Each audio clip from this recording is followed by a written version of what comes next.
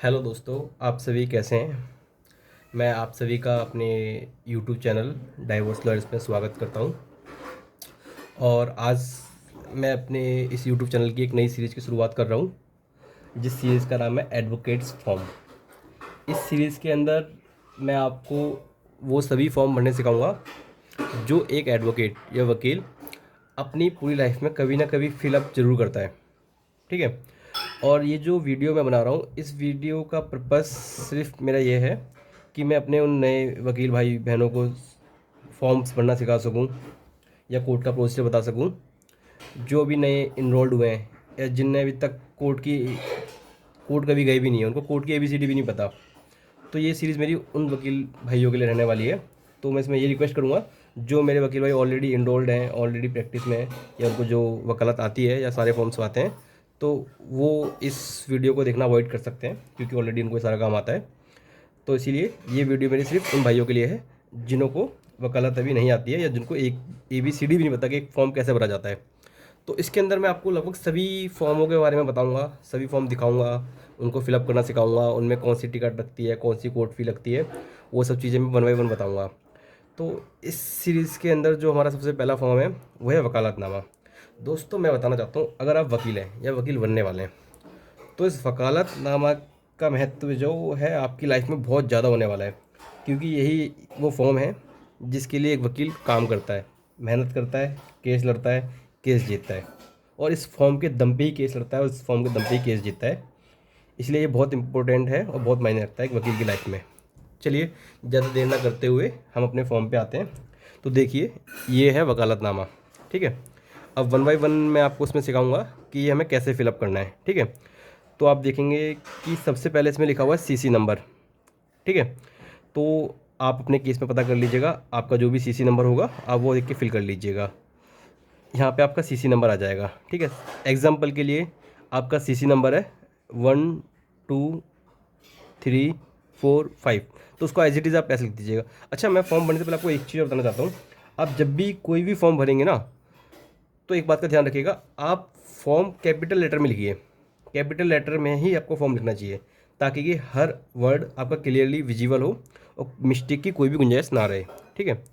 अब इस फॉर्म के अंदर सेकंड जो कॉलम है, इसमें पूछा है FIR नंबर। तो आपको इसमें FIR नंबर लिखना है। अब आपको पास कोई भी केस आता है, ठीक है, यदि क्रिमिनल केस है तो उसमें आपको FIR नंबर जरूर मिलेगा। ठीक है। तो आपको उसमें से FIR नंबर लिखना है। ठीक है। एग्जाम्पल के लिए मान लीजिए हमारा FIR नंबर है 1234/2025। FIR नंबर इस तरह से लिखा जाता है। इसका मतलब ये है कि एक सीरियल नंबर 1234/2025, इसका मतलब 2025 में 1234वें नंबर पर जो केस रजिस्टर्ड हुआ है उसका FIR नंबर ये है। ठीक है।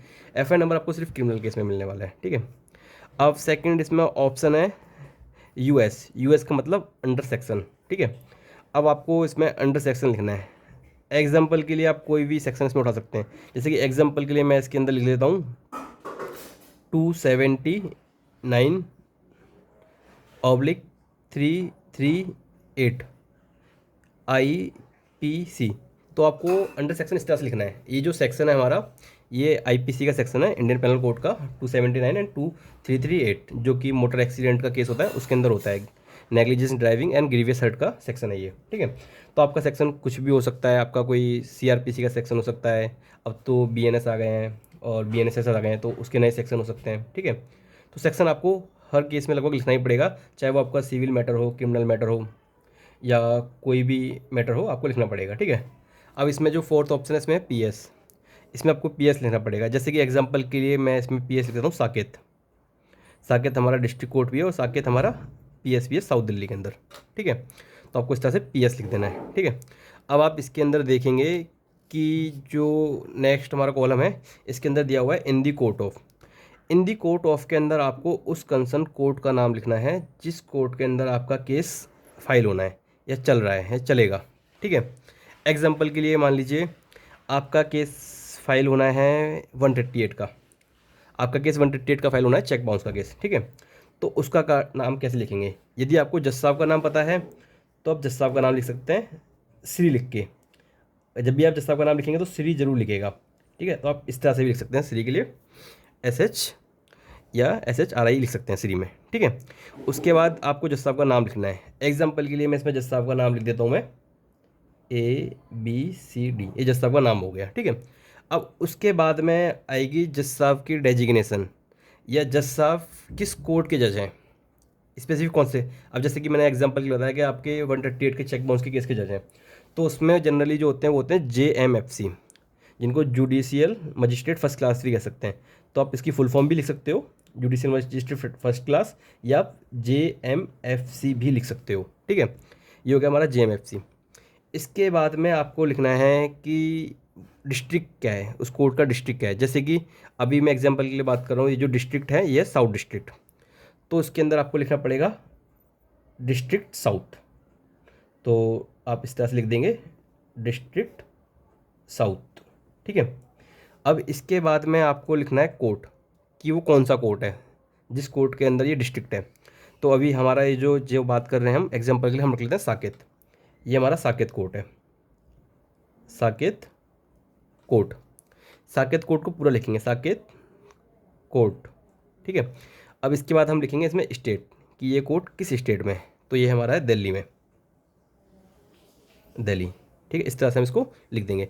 ये हमारा आ गया जज साहब का नाम, ठीक है। इसके अंदर अगर हमें जज साहब का नाम पता है तो हमें जज साहब का नाम लिखना है। यदि हमें जज साहब का नाम नहीं पता तो हमें जज साहब का नाम नहीं लिखना, सीधा उनका डेजिग्नेशन से या कोर्ट का जो नाम है उस नाम से इसको हम फिलअप कर सकते हैं। एग्जाम्पल के लिए हमें जज साहब का नाम नहीं पता तो हम सीधा लिख देंगे JMFC district south Saket court Delhi. इस तरह से आप अपने डिस्ट्रिक्ट के अकॉर्डिंगली इसको लिख सकते हैं, ठीक है। अब इसमें जो दूसरा जो कॉलम दिया गया है वो दिया है सूट और अपील नंबर, ठीक है। सूट और अपील नंबर आपको उस केस में या उस सिनेरियो में लिखना है जब आपके पास अवेलेबल हो। अगर आपके पास अवेलेबल है तो आप लिखिए, अगर नहीं है तो आपको नहीं लिखना है, ठीक है। तो उसको आप उस तरह से देख सकते हैं, अवेलेबल है तो लिखिए, नहीं तो नहीं लिखना है, ठीक है। अब इसमें जो नेक्स्ट लाइन दी गई है इसमें लिखा है इन रे। इन रे जो लिखा है इसका मतलब होता है इन रेफरेंस, कि ये केस, ये जो वकालतनामा है किस के रेफरेंस में दिया जा रहा है। इसमें जनरली हम लिखते हैं केस का नाम। एग्जाम्पल के लिए अब ये जो 138 का केस है हमारा, इसमें दो पार्टी है, ठीक है। एग्जाम्पल के लिए हमारी जो फर्स्ट पार्टी है, अब मान लीजिए हम जो केस लड़ रहे हैं वो लड़ रहे हैं कंप्लेनेंट की तरफ से, ठीक है। और 138 का मैटर है, हमारी जो फर्स्ट पार्टी है उसका नाम है एग्जाम्पल के लिए राकेश, तो हम इस पर राकेश लिख देंगे, ठीक है। अब जो राकेश है वो 138 का केस फाइल कर रहा है, तो 138 के जब केस फाइल करते हैं तो उसमें कंप्लेनेंट जो होता है उसमें टिक करेंगे, क्योंकि उसमें कंप्लेनेंट होता है 138 के केस में, ठीक है।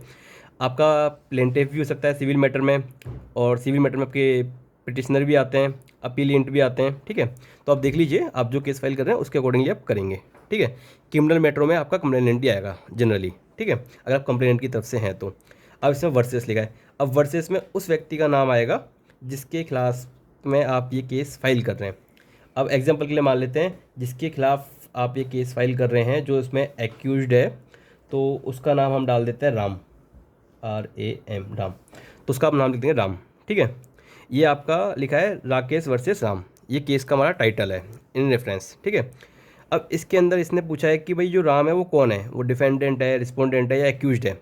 अब देखिए क्योंकि हमारा एक क्रिमिनल मैटर है, क्रिमिनल मैटर के अंदर जनरली एक्यूज्ड ही होते हैं, तो उस पर एक्यूज पे टिक कर देंगे, ठीक है। रिस्पोंडेंट, डिफेंडेंट ये आपके ज़्यादातर सिविल में आते हैं, ठीक है जी। अब इसमें नेक्स्ट लाइन लिखी हुई है know all the home this present sell come that I we, ठीक है। अब इसमें आपको लिखना है कि जो पार्टी है उसकी डिटेल्स। एग्जाम्पल के लिए हमने केस फाइल किया था राकेश के नाम से, तो सबसे पहले हम लिखेंगे राकेश का नाम, यहाँ पे आएगा राकेश का नाम, राकेश, ठीक है।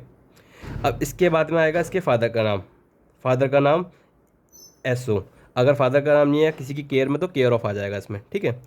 तो उसका फादर का नाम लिख देंगे, राकेश के फादर का नाम है श्याम, ठीक है। तो हमने राकेश के फादर का नाम लिख दिया श्याम, ठीक है। फादर का नाम लिखने के बाद इसका हम लिखेंगे एड्रेस, एड्रेस के लिए हम लगा देंगे RO, ठीक है।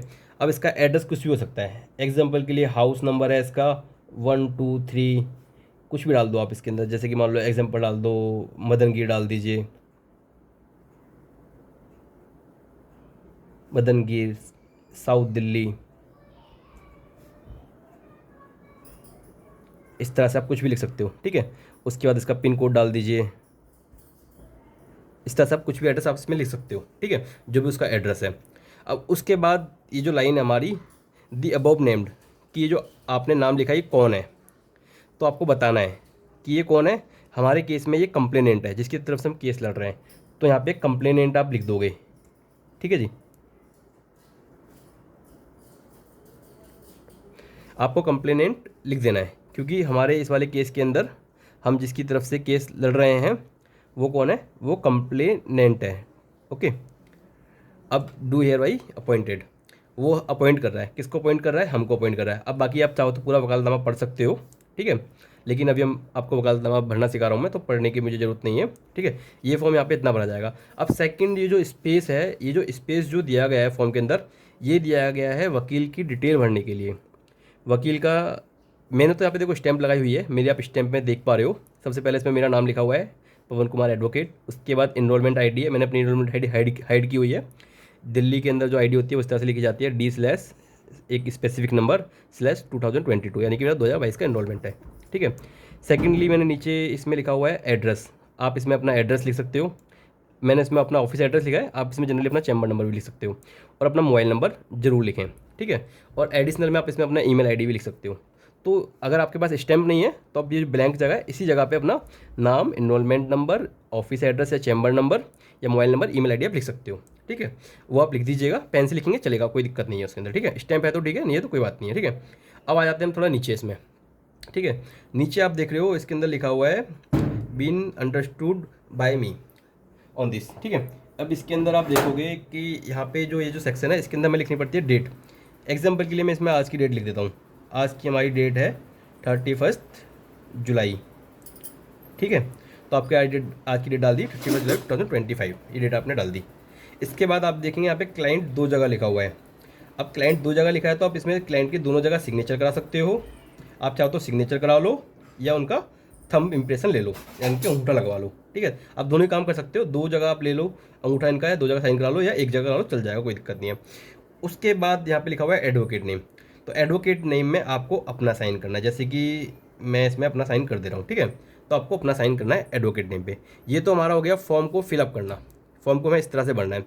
अब इस फॉर्म को सिर्फ फिल करने से फॉर्म कंप्लीट नहीं होता, इसके अंदर कुछ हमारी टिकट लगती हैं, कुछ कोर्ट फी लगती हैं, वो आपको बताता हूँ कौन सी लगेगी। अब एग्जाम्पल के लिए ये हमारा दिल्ली का मैटर है, ठीक है। तो इसके अंदर सबसे पहले इस जगह पे लगेगी कोर्ट फी 2 रुपये की। आप इस कोर्ट फी को देख सकते हैं, ठीक है। ये हमारी दिल्ली की कोर्ट फी है, NCT of Delhi court fee है, ये 2 रुपये की ही कोर्ट फी लगती है। इसमें आपको कोर्ट फी यहाँ पेस्ट करनी है और यहाँ पे पेन से लाइन मार देनी है, इस तरह से आपको पेन से लाइन मार देनी है, ठीक है। उसके बाद ये जो सेक्शन दिया है, ये सेक्शन दिया हुआ है वेलफेयर के लिए। अभी हमारा दिल्ली का है तो हमारे पास ये अपना एडवोकेट वेलफेयर की स्टैंप है दिल्ली की, तो ये कुछ इस तरह की दिखती है, आप देख सकते हो। इस तरह की हमारी कोर्ट वेलफेयर होती है, तो ये आपको यहाँ पेस्ट करनी है। 25 रुपये की, 25 की होती है जनरली, दिल्ली के अंदर 25 की है। अलग अलग स्टेट में ये स्टेट वाइज वेरी कर सकता है, और वकालतनामा का फॉर्मेट भी वेरी कर सकता है। ये जो वकालतनामा है ये मैंने आपको दिल्ली के वकालतनामा के अकॉर्डिंगली आपको एक्सप्लेन करा है, ठीक है। और इसके अंदर आपको लाइन मार देने सेम। तो जब आप ये फॉर्म पूरा फिलअप कर देंगे, आप अपने क्लाइंट से साइन करा लेंगे, अपना साइन कर देंगे, कोर्ट फी पेस्ट कर देंगे, उसके बाद आपका जो है ये वकालतनामा कंप्लीट हो जाएगा। तो दोस्तों इस वीडियो में आपने जाना कि हम अपना वकालतनामा कैसे फिल करेंगे। अब मैं आपसे ये रिक्वेस्ट करता हूँ कि आप मेरे चैनल को सब्सक्राइब कर लें, वीडियो को लाइक करें और शेयर करें, क्योंकि इस वीडियो के अंदर मैं आपको लगभग सभी फॉर्म जो एक एडवोकेट को अपनी लाइफ में फ़िलअप करने पड़ते हैं या उनको भरना पड़ता है या कोर्ट में सबमिट करना पड़ता है, उन सभी फॉर्मों को फिलअप करना मैं आपको इस वीडियो में सिखाऊंगा, और एक एक चीज़ डिटेल में सिखाऊंगा मैं आपको। जो आपको जनरली कहीं प्रैक्टिस करके सीखना पड़ता है वो मैं आपको इस वीडियो में सिखा दूंगा, ठीक है। तो ये जो मेरी वीडियो है, जिसका सीरीज़ का नाम आप देख लीजिए, इसका सीरीज़ का नाम रहने वाला है एडवोकेट्स फॉर्म, जिसके अंदर मैं सभी फॉर्मों का जिक्र करूंगा और सभी फॉर्मों को फिलअप करना आपको सिखाऊंगा इसके अंदर। अब मल्टीपल फॉर्म होते हैं, आप शायद जानते भी हो गए, आप नहीं जानते तो मैं बता दूं, एडवोकेट की लाइफ में मल्टीपल फॉर्म्स होते हैं।